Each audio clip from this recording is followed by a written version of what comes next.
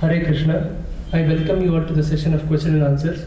I am Abhilash and we are accompanied by His Grace Nishtha. Our subject matter for discussion today will be God. Hare Krishna Prabhuji. My first question is, why do we need to know about God? Why we should not know?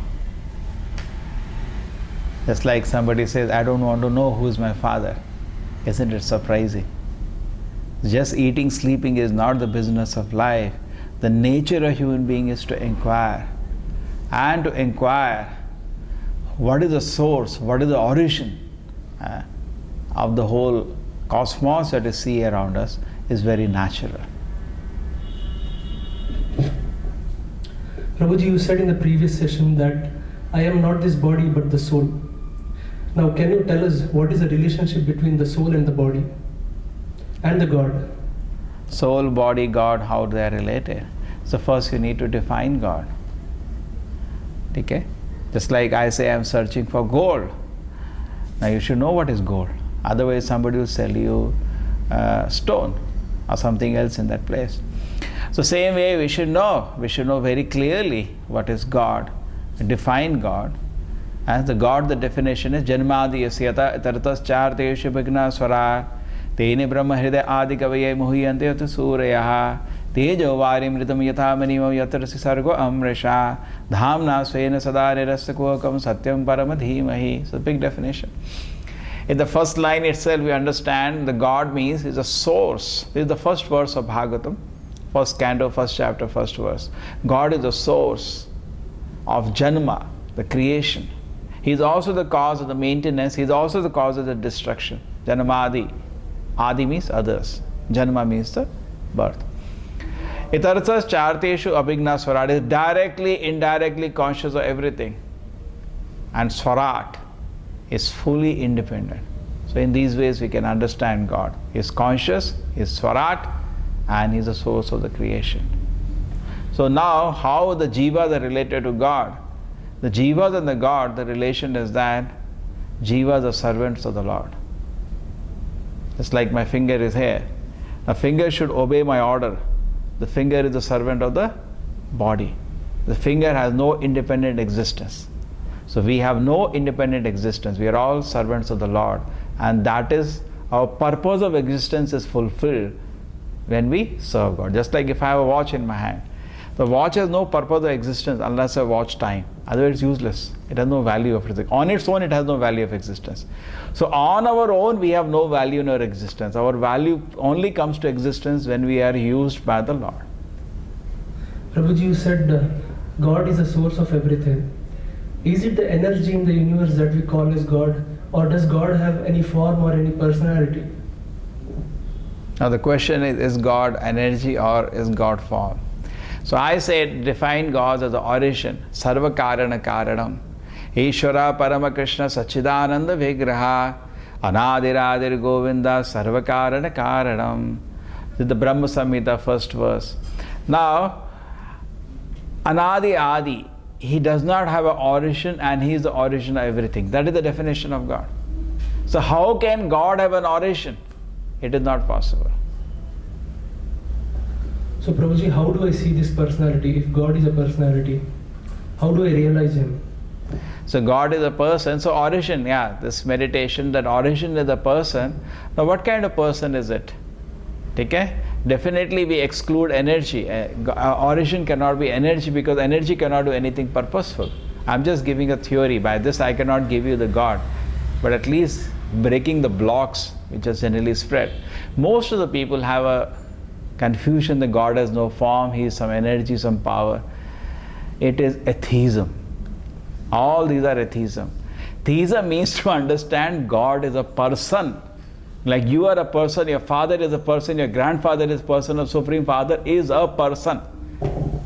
Prabhuji, you said this God is personality. Then how do I see this personality? Okay, first thing, you should go to next question, you are convinced about the previous. So, just like suppose we are having a power here, we are having light here. Okay? Now, if you follow, you see finally it's all coming from a power plant. And there, an engineer is there. Unless a person is there controlling energy, energy cannot do anything purposeful. Similarly, the whole cosmic manifestation, both material, spiritual, everything, is controlled by the Supreme Lord. There has to be a person behind everything. Okay, so that is first thing. Then how do you see the person? So immediately the approach becomes different. Here we made a major blunder, because I explained to you in the general society today, the major blunders happen. Nirvishesha Shunyavadi. Some people, they do blunder of saying the God has no form. This is another form of atheism. Suppose I say Mr. X is there, but the person doesn't have eyes, doesn't have nose, doesn't have ears. Isn't it saying he is Andha, Kana, Lula, he doesn't have hands? Aren't we insulting him? Is it worship? So this is not very pleasing. Such kind of worship is like throwing stones at the Lord. It's not at all pleasing to the Lord, such kind of misnomers. Shyama Sundaram, God is very beautiful. He is a personality. He is a spiritual personality. Now the next point comes is that how do we advance? So in advancing this, another misnomer has to be removed, which is generally spread by materialistic science. Last time I explained to you, the science has started, science is not everything, because it is an assumption that only thing we will see, or the truth, is that which can be brought into equation.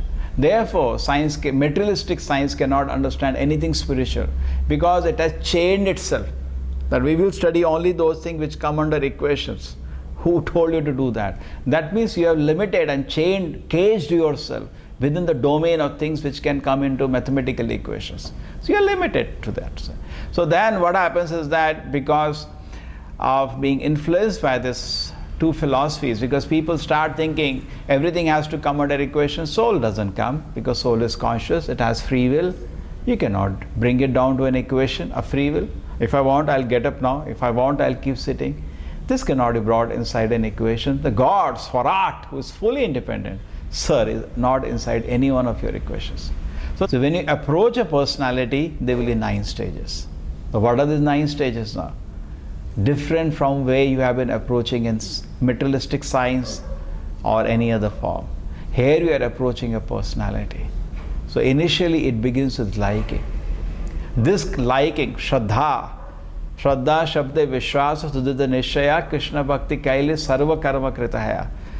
If I just serve Krishna, my life will be successful. This is where spiritual life begins.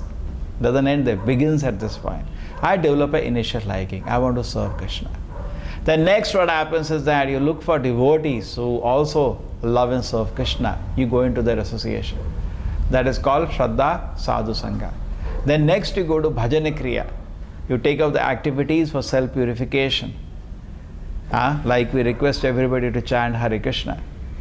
Hare Krishna, Krishna Krishna, Hare Hare, Hare Rama, Rama Rama, Hare Hare. And the next stage, Anartha Nivritti, when you take to Bhajana Kriya, you take to activities under the guidance of the Acharya to serve Krishna, your all unwanted desires are removed from the heart. That leads to Nishtha. You develop firm faith in the Lord. That leads to Ruchi. Now when you practice Krishna consciousness, full of pleasure, it finds so sweet, so pleasurable, serving the deities, chanting the holy names of the Lord, reading about the Lord, starts becoming blissful. Next, now you develop asakti, affection for the Lord. Then bhava, primary love for Lord. Just like before rising the sun, there is light in the sky, that is like bhava. And then full blazing sun, intense love for the Lord. At that 9th stage, God appears. So you have to go through this process. Prabhuji, how can a common man understand God? It's very easy, very simple. If you see 6 opulences somewhere, unlimitedly, that is God.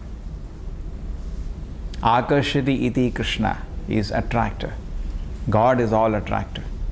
Without principle of all attraction, there is no question of God. The personality is very attractive. How? Aishwarya, unlimitedly. Aishwarya is a samagrasa, virya ashashasriya. The father of Vyasa, Parashar Muni gives his definition. That is easy, common man can easily understand. So Krishna showed unlimited opulence, 16,108 palaces made in Dwaraka. Can anybody do that? So he's God. Next, somebody becomes very attractive. Virya is very powerful. Krishna lifted a mountain with a small child with his finger. Again God. There is no comparison in the history. Somebody may show little power, little opulence, but have all the six unlimitedly, that is God. Then Yasha, fame to this day. Now Janmashtami is coming, it is celebrated across all the towns in the world. That is Yasha, fame. To this day we are discussing Bhagavad Gita. Shriya, very beautiful. Whoever saw Krishna wanted to marry him. So beautiful. Nobody can match his beauty, including Narayana. He is unlimitedly beautiful, Krishna. Super excellence of Krishna. So that is another feature of the Lord. And then Jnana, knowledge, Krishna spoke some Bhagavad Gita. To this day we are studying Bhagavad Gita. All around the world people are trying to understand Bhagavad Gita. Just he spoke something half an hour to Arjuna, so knowledgeable. And then Vairagya, he left Vrindavan, the residents, including Mother Yashoda, Gopis practically died, never came back. So detached. So if anybody has these six opulences, the person becomes very respectable. And Krishna had all the six unlimitedly. So anybody can understand his God. Prabhuji, your path of realization of God is through the devotional service. May I know about the information about the other kinds of paths like Ashtanga Yoga, Karma Yoga, the Raja Yoga? Are these useful in this age, or are they equally powerful in liberating one person? Not at all recommended. Not at all. Anybody prescribing this path is not having proper knowledge. He doesn't know. The Shastra does not recommend this. Just like you go to a medical shop, you may have all kind of medicines, but something may not be recommended for you. Correct? You have to, so you don't go to a medical shop, I like that medicine, please give me. So similarly, generally for public, Ashtanga Yoga looks very attractive. Actually, they're not interested in Ashtanga Yoga also. They only take the asana, that also some of the asanas. But actually there are 8 stages. People neglect to follow the 8 stages. They just are looking at the one of the stage, the asanas. So that is not proper. We should know the goal of this, even if you want to do them. But the point is, if you go to the Yama Niyama of the Ashtanga Yoga, which says you have to go to the forest. Now who is interested in that? And then the goal is to realize the Lord. Who is interested in that? So they are just making a joke out of the whole thing. In Kali Yuga, Hare Nama, Hare Nama, Hare Nama eva kevalam, Kalu nasti eva, nasti eva, nasti eva gatiranitha. In Kali Yuga, only Hare Nama is recommended. Nothing else will work in Kali Yuga. Kali Yuga is a very disturbed situation. Here we have to take the medicine which is recommended. Prabhuji, this process of devotional service through chanting of the holy names, how soon can one achieve the results that is desired? It depends on the speed. Suppose you want to go from here to New York, you are walking, it will take a lot of time. You may not reach also. But suppose you take an aeroplane, you will reach faster. So speed, it depends what speed we are taking the process, how intensely we are praying to the Lord. I told you it's a personal process. God is a person. You can satisfy a person in 1 minute, or it may take years to satisfy. That is between you and the Lord. We can give you the process. All depends on your sincerity. God is not partial. He's a great personality, very merciful to anybody trying to approach him. It depends upon our sincerity, but as I said, the 9 stages are there. It will take the time, but every stage, what kind of situation you will be, that is given in the scriptures. So you can know how well you are advancing. So what are the symptoms of a person who is actually sincerely practicing the devotional path? That is to say, what is a yardstick for oneself to measure how well he is advancing? Yardstick is that first thing, the Jnana Vairagya should manifest. His attraction to the Lord should manifest, and his detachment from the world should manifest. At least in the beginning stages, he should see complete purification of the heart. He may not find the ecstasy in the beginning, because mostly people are not patient. They don't go through the sadhana and they want immediate, 5 minutes of magic, we can show them God. It doesn't happen. We have to go through the process patiently. Then we can see God. Prabhuji, we have received some questions from the audience. Shall we take it? Yeah. Now this is a famous question posed by mostly atheists. Since everything has a cause, what is the cause of God? Who created God? What is the cause of God? Who created God? The definition of God is Anadi Radi. You didn't hear the definition. He is the origin and he has no origin. So there can be no origin of God by very definition. If something is the origin of God, that is God. Sarva Karana Karanam. The absolute cause is defined as God. So you tell them the answer. You please go to the definition of God.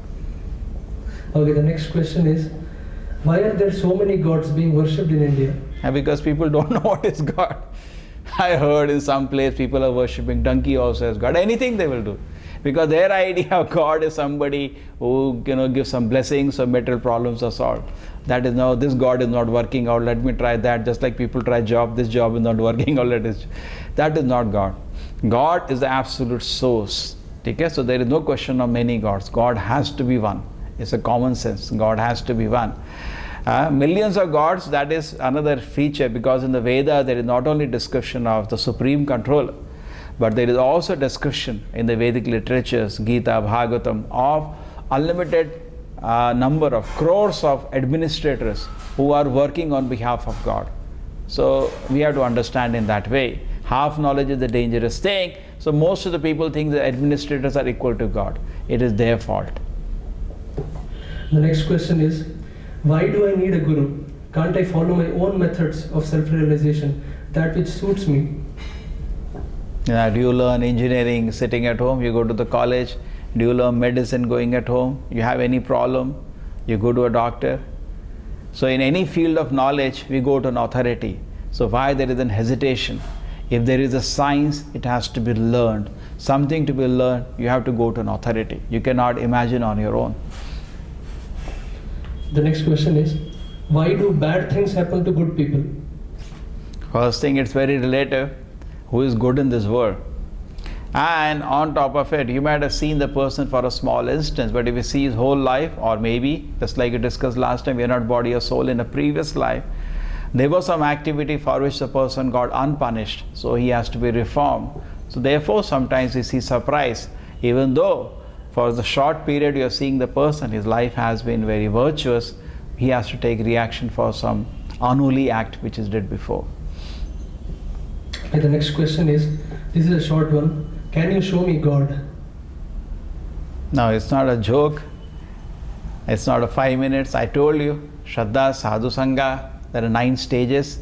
If you come to this, just like qualification now, you have to become qualified. Now you want to at an engineering college, they say, have you show your mark sheet of 12th class. And you want to know God, see God without qualification. Another point is that, suppose you want to meet the Prime Minister, you have to meet him his way, not your way. So we have to see God his way. His way has been given. You follow that. In Kali Yuga, Brahma says that you follow the Harinama process, that will work. The final question, Prabhuji. Why does ISKCON stress on chanting of Hare Krishna mantra so much? It's not a ISKCON mantra, it's a Vedic mantra. I was talking about the Brahma's authority. Brahma says, Hare Krishna, Krishna Krishna, Hare Hare, Hare Rama, Rama Rama, Hare Hare. Iti Shodashaka Nama Nama Kali Kalmashanashana Manata Paraturopaya Sarvedesha Deshate. Through all the Vedas, if I see, there is no better method, no other method better for the Kali Yuga than the chanting of the Hare Krishna, Krishna Krishna, Hare Hare, Hare Rama, Rama Rama, Hare Hare. Prabhuji, we would like to know your preparations for the Janmashtami this year. Everybody is welcome. It's an open function at TMFI Hall. We have been doing from a decade particularly. It's a big celebration. We have already been planning for a lot of time. And it's the evening will is celebration, Abhisheka, Aarti, Jhulan, different services to the Lord, including some pravachan about Krishna. And in the morning will be some children's way. They can also participate by painting Krishna, repeating some shlokas of Bhagavad Gita. So I hope all the people take advantage at TMFI Hall on 5th September. Now viewers can send us your questions on the mobile number displayed on the screen. Until then, Hare Krishna. Hare Krishna.